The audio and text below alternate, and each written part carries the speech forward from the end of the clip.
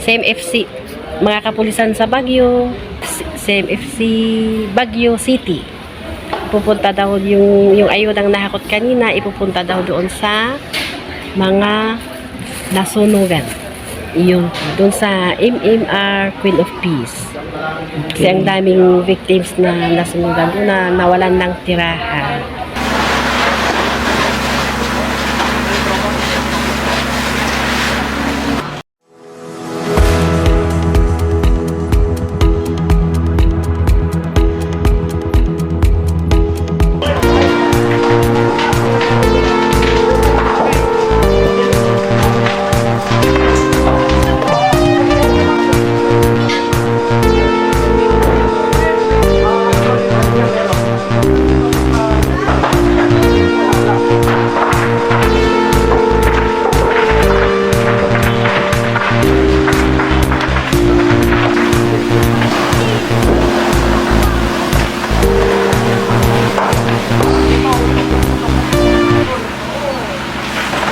Wait lang.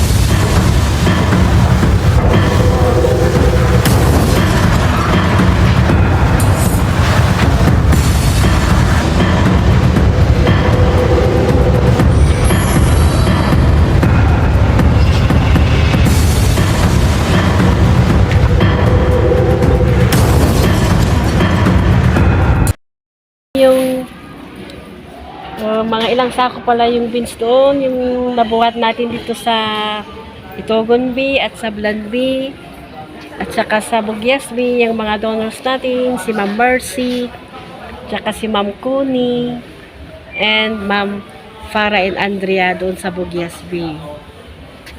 Yung naghakot kanina, CMFC, mga kapulisan sa Baguio City.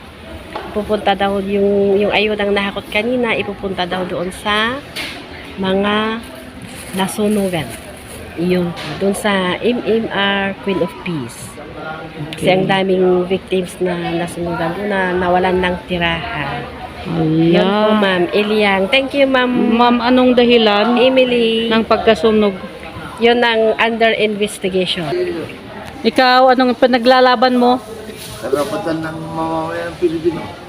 Anong karapatan ng mamamayang Pilipino? Dapat nawaya-waya na. Tulad ng pagmamahal, pero kalayan sa hindi lahat nagagawa. At kung ano-ano, yun, pagtibayan batas, number 044. Oh. Ano sa tingin mo? Pwede ba yun? Pwede. Ang babae, minamahal, hindi na kumakayod. Totoo naman yun. Bakit babae bang bumubuhay sa pamilya?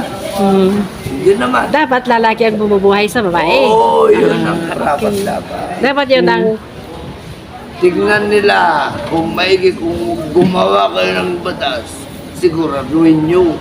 Rubin, fighter of this country. Hindi kami marunong, pero kayo ang marunong. Gawin nyo, tama. Okay. Ayan ang panawagan ni Sir sa Senado. inyanagan mo ka di. Anong pangalan mo? Kainan, Sir Andres Painan from Mountain Province. Mountain Province. Residents of this country. Ang babae, nubuntis. Sa bahay lang. Thank you very much. Same FC Baguio. Ayan. Dahil isa doon.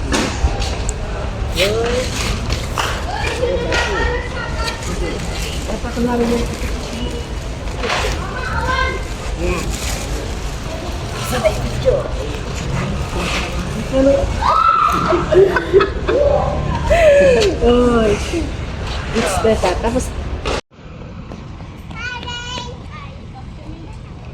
1, 2, 3. 1, 2, 3. 1, 2, 3. Lang.